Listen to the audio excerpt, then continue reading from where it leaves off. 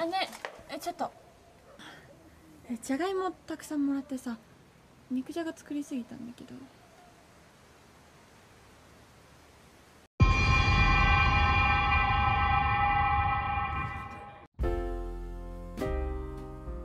Halo semuatan semuanya, gimana kabar kalian hari ini? Baik, gue ucapkan selamat tahun 2023 ya. Semoga di tahun ini, apapun yang kita inginkan bisa cepat tercapai. Kembali lagi dengan channel gue, Infinity Story. Pada kali ini gue bakal bahas film drama komedi dari negeri Naruto yang berjudul Cherry Boys. Diperankan oleh beberapa artis cantik seperti Elisa Ikeda, Asuka Kishi, dan Mei Matsumoto, sang idola kebanggaan kakek gue. Film ini mengisahkan tentang 3 pemuda idiot yang berjuang untuk melepas kutukan keperjakaannya. Anjay, kutukan. Oke, tanpa basa-basi kalian duduklah dengan santuy, longgarkan sabuk kalian, siapkan sekilo balsem, dan kita mulai.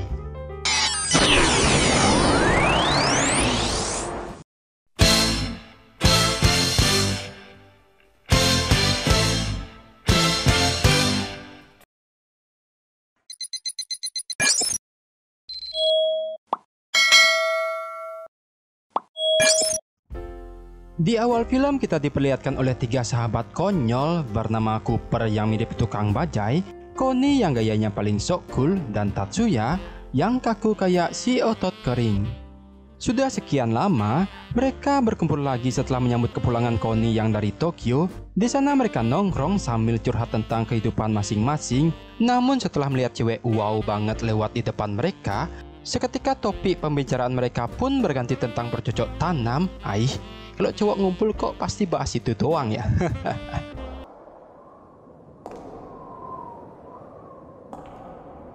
Yang ternyata di usia mereka yang sudah 25 tahun itu ternyata masih berjaka, dan itu adalah sebuah aib di sana. Dan saat malam hari, mereka pun lanjut ngerumpi di sebuah kedai makan yang topiknya sekarang membahas tentang pekerjaan.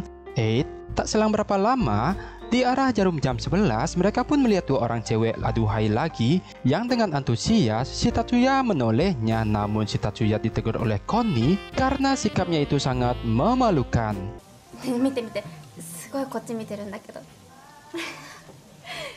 Tapi karena si cewek sudah merasa diperhatikan pun senyum-senyum malu, yang akhirnya si cewek menghampiri dan bergabung dengan mereka.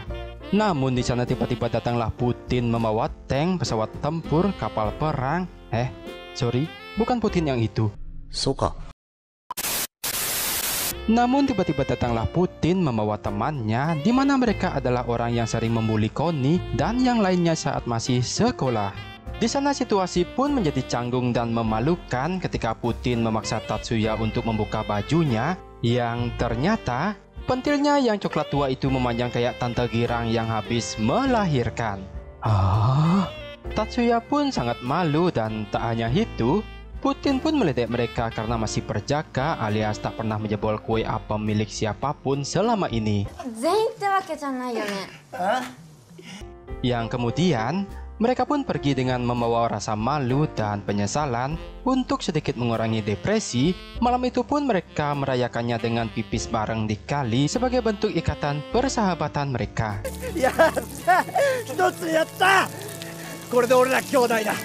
Connie pulang dengan menemui ibunya penyayang dan ayahnya yang sakit-sakitan, di mana ayahnya terlihat tidak senang Connie ada di rumah. Ayahnya percaya jika musik tidak bisa menghidupi Connie. Connie kesal dan kembali ke kamarnya, yang ternyata Connie bukanlah musisi seperti yang dipamerkan ke teman-temannya, melainkan masih pengangguran. Sudah kuduga. Dan esok pagi pun tiba. Connie yang menganggur saat itu sedang membantu jualan susu kuda lumping milik orang tuanya, dan di saat dia istirahat, Connie dihampiri oleh gadis cantik yang bernama Fueko. Ini parasnya, di mana Fueko membeli susu kuda lumping miliknya dan meminumnya langsung di tempat. Mantap. Connie yang melihat pemandangan itu pun membuat ia terbengong-bengong melihat Fueko yang cetar membahana tersebut.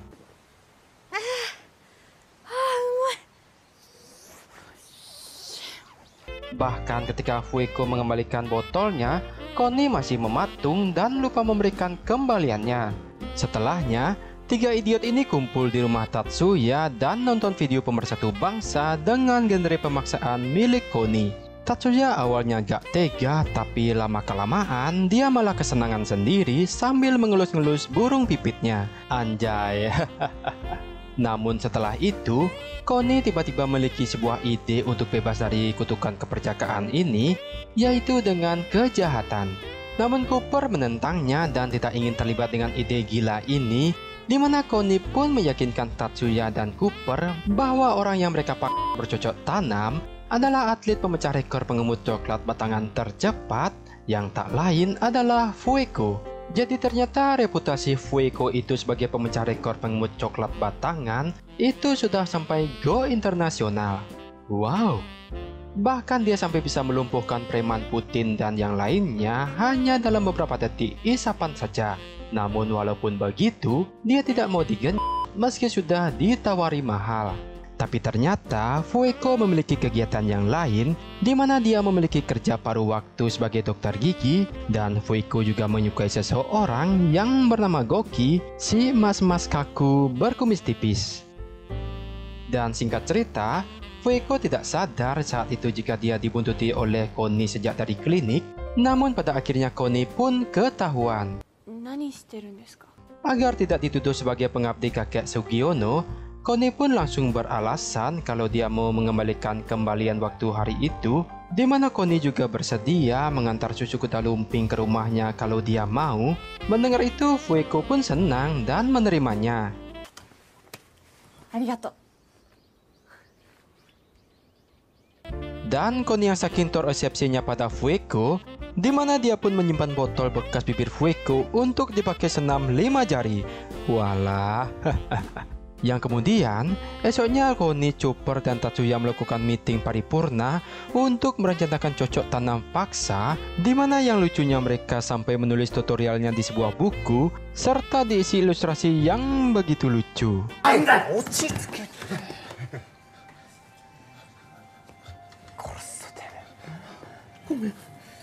Yang pas lagi bahas rencana, tiba-tiba Goki datang duduk di seberang sambil membaca tulisan yang ada di koran.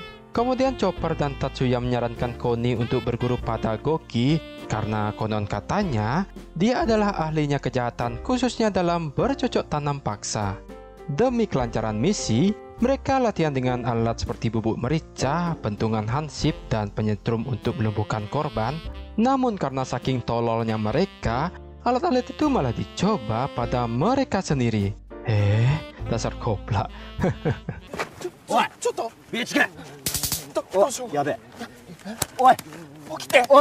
Dan setelah latihan konyol yang mereka lakukan tersebut, Koni langsung mengantar susu kuda lumping ke rumahnya Fueko, di mana kedatangannya si Koni disambut dengan pemandangan gunung Fueko yang berasa ingin didaki sampai ke puncaknya.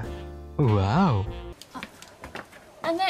ちょっとじゃがいもたくさんもらってさ、肉じゃが作りすぎたんだけど。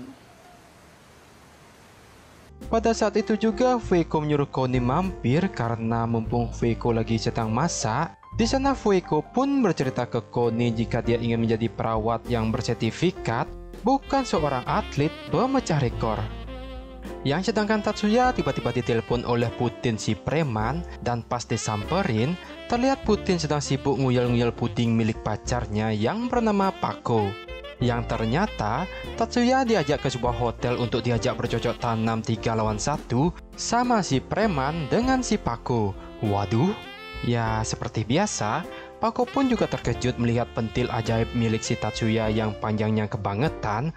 Tapi pas Pako mau mengenjot dari atas, tiba-tiba si Pako itu malah dijorokin sampai terjatuh dari kasur. Kemudian Tatsuya,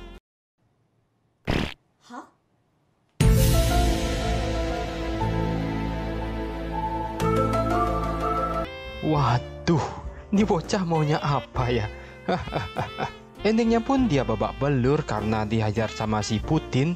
Namun Tatsuya tetap bangga karena ini pertama kalinya dia berani melawan si preman. Suka.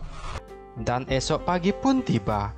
Terlihat si Putin saat itu habis mencangkul halaman belakang milik Pako. Namun setelah itu, dia malah bilang putus dan meninggalkan Pako kehujanan sendiri. Simple ya. Di sisi lain, Chopper dan Setsuko teman kerjanya yang imut seksi itu sedang di bawah jembatan menunggu hujan reda.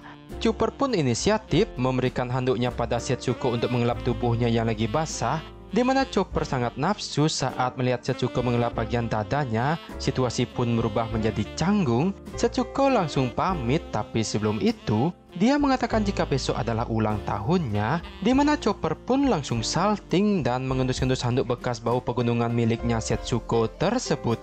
Yang di tempat lain, Konin sedang menunggu Fueko yang habis jalan sama Goki, di mana Konin datang bermaksud mengembalikan kotak makanan milik Fueko. Namun pertemuan itu singkat karena Fueko ditelepon oleh seseorang untuk diajak bertemu yang tak lain adalah si preman. Malam itu pun Fueko bertemu dengan si preman. Di sana Fueko pun mengatakan jika dia tidak ingin menjadi atlet pengemut coklat batangan lagi alias pensiun. Namun ternyata tujuan si Putin memanggilnya karena dia ingin berpacaran dengannya. Tapi Fueko pun menolak dan bilang kalau dia sudah menyukai si Goki. Goki. Hah? Tak lama kemudian, si Pako pun datang yang langsung menyosor congor si preman, di mana Pako langsung memakan coklatnya sampai tidak berkutik. Anjrit. Ada-ada aja nih film. Keesokan harinya, tiga idiot ini mendatangi Goki untuk berguru kepadanya. Namun sebelum itu, mereka memastikan jika Goki tak berpacaran pada Fueko. Goki pun berkata jika emang tidak ada. Tapi Goki menolak mentah-mentah permintaan tiga idiot itu, di mana dia berkata jika tidak pernah memaksa orang untuk bercocok tanam, melainkan dia selalu mendapatkan izin.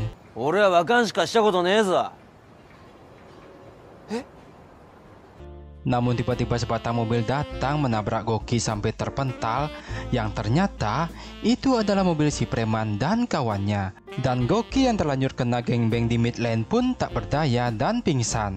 Yang sementara itu, si preman juga mengejar tiga idiot tersebut. Namun Koni berhasil lolos dan meninggalkan Chopper dan Tatsuya yang ketahuan. Alhasil mereka pun berdua ikut dibully habis-habisan.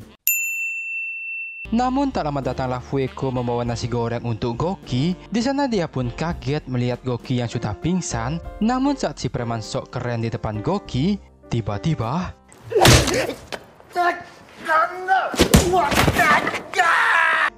tiba-tiba Goki terbangun dan langsung memukul si preman dengan besi.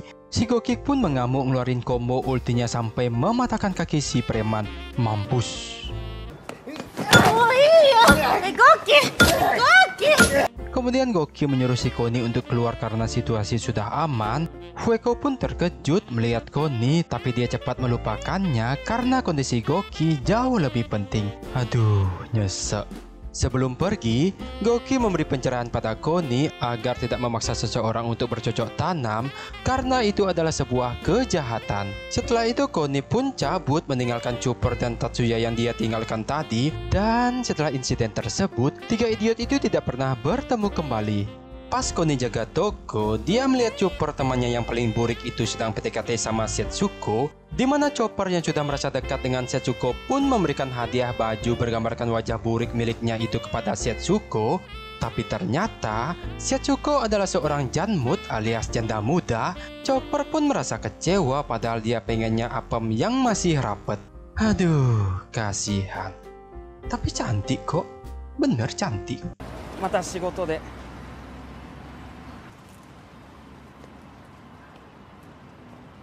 Chopper yang sedih pun akhirnya memakai baju yang seharusnya untuk Setsuko. Dia pun berjalan sambil meratapi kesialan yang selalu menimpa dirinya. Kemudian di sana dia bertemu dengan Tatsuya dan menceritakan semuanya.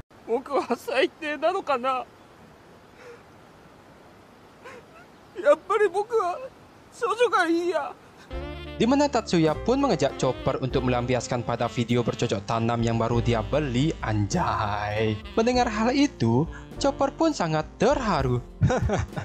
Dasar goblok. Sedangkan di sisi lain, Koni yang kerja keras gantiin ayahnya pun memberanikan diri untuk menyatakan cinta pada Fueko agar gak kalah sama si burik. Tapi karena tergagap-gagap, Fueko pun gak ngerti dan malah berkata untuk menyarankan dia mengambil alih bisnis susu kuda lumping milik ayahnya tersebut. Setelah itu Connie pun ngamuk di jalan karena frustasi. Dasar laki-laki lemah. 2000 tahun kemudian. Dan singkat cerita, waktu pun cepat berlalu. Kini ayah Connie sudah tidak ada. Momen itu pun mempertemukan 3 idiot yang sempat terpisah. Di sini Connie berkata sejujurnya kalau dia menganggur di Tokyo dan hanya menjadi sampah masyarakat di sana. Tatsuya dan Chopper pun tak mempersalahkan selama mereka masih berteman baik. Yang setelah itu mereka pun memutuskan untuk menjalankan misi yang sudah lama tertunda waktu dulu. Mereka pun memakai topeng Spider-Man KW, membawa senjata mainan dan obat bius untuk memaksa Fueko bercocok tanam. Namun ternyata Fueko itu ternyata jago gelut solo player meskipun dia digengbeng di offline. Fueko malah mengajar balik 3 idiot itu yang akhirnya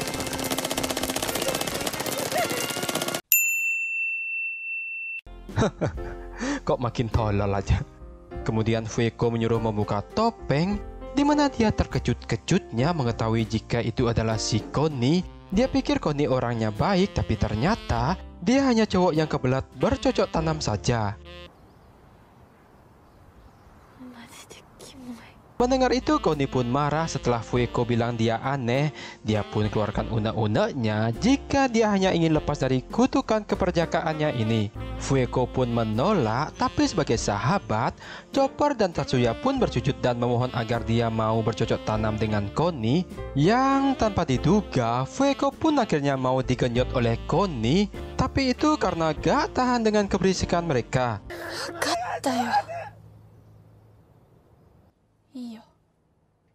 Yang kemudian Fueko dan Connie pun melakukannya di dalam mobil, di mana Connie mulai menjilat jajanan apem milik Fueko. Namun pas Fueko sudah basah, si Connie malah tak jadi memasuki burung pipitnya tersebut, yang sontak membuat Fueko menjadi terkaget-kaget.